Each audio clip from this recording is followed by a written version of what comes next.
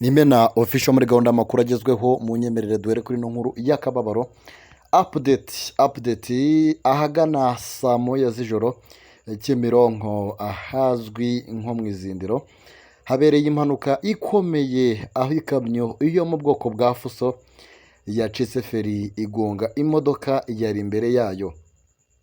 Amaduka yari hafi yaho impanuka yabereye yasenyutse.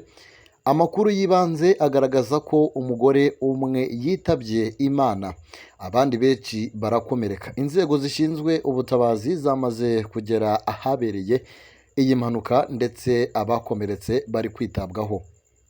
Ni inkuru dukesha ikinyamakuru Igihe imaze gusohoka muri aya masaha.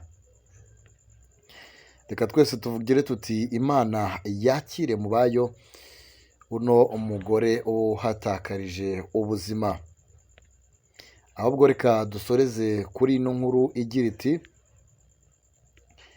ni inkuru dusanga n'ubundi ku kinyamakuru Igihe aho ifite umutwe ugira uti Amerika yongeye gutera icyuhagiro Rusesabagina, ifungurwa rye rishyirwa mu bikomeye Biden yakoze.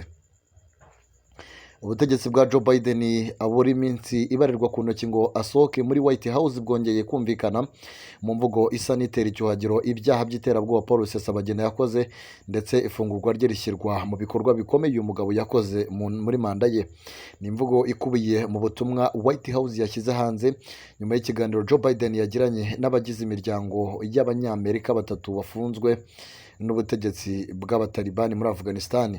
Ku cyumweru tariki ya 12 Mutarama 2025 nibwo Joe Biden yaganiriye n'iyi miryango kuri telefoni. Aba banyamerika bafungiye muri Afghanistan ni Ryan Corbett wataye muri yombi muri Kanama 2022 ubwo yari agiye muri Afghanistan mu rugendo yavugaga ko ari urw'ubucuruzi.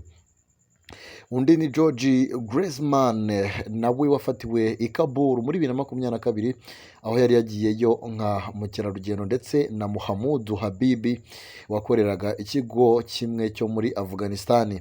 Aba bose bataye muri yombi nyuma y'uko aba Batalibani basubije Afghanistan ingabo za Amerika zari muri iki gihugu zirataha. Kugeza ubutegetsi bwa Joe Biden bwatangiye ibiganiro bigamije gufunguza aba bagabo, nubwo amakuru yizewe ahamya ko abatalibani bahisemo gutegereza ubutegetsi bwa Donald Trump kuko aribwo bushobora kumvikana bitagoranye. Mu itangazo White House yashyize hanze nyuma y'ibi biganiro yagaragaje ko ubutegetsi bwa Joe Biden bwabashije gufunguza Abanyamerika 75 bari bafungiye mu bihugu birimo n'u Rwanda mu buryo bunyuranyije n'amategeko. Iri tangazo ryerura nyirizina ngo rivuge Rusesabagina mu izina, gusa usesenguye mu makuru y'ifungwa rye n'imbaraga iki gihugu byashyize mu kumufunguza ubona ko ariwe cyashakaga kuvuga.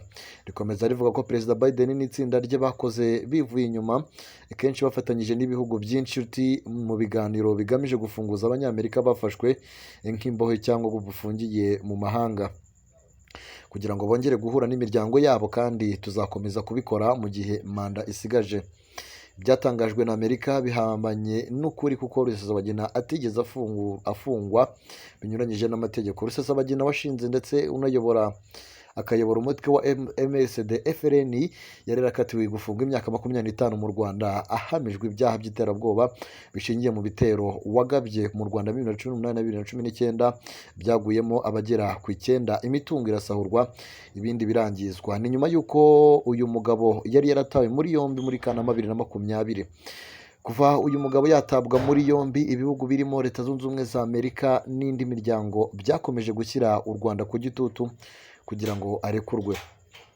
Muri 2022 mbere gato y'uko Anthony Blinken ashinzwe ububanyi n'amahanga muri Amerika agira uruzinduko mu Rwanda, yavuze ko mu bimugenza harimo kuganira n'u Rwanda ku kibazo cya Rusesabagina. Ati yego, mu buryo bwose mu bihugu birimo abaturage ba Amerika bafunzwe bidakurikije amategeko, ni ngombwa ko byagenda kose kugerageza uko basubira iwacu muri Leta Zunze Ubumwe za Amerika.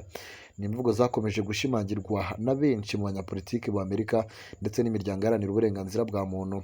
Ni mu gihe mu kumuhamya ibyaha inkiko zo mu Rwanda zashingiye ku bimenyetso birimo byatanzwe n'inzego zibishinzwe zo mu Bubiligi na Leta Zunze Ubumwe za Amerika, cyane cyane ku bimenyetso by'amafaranga yoherezaga FLN.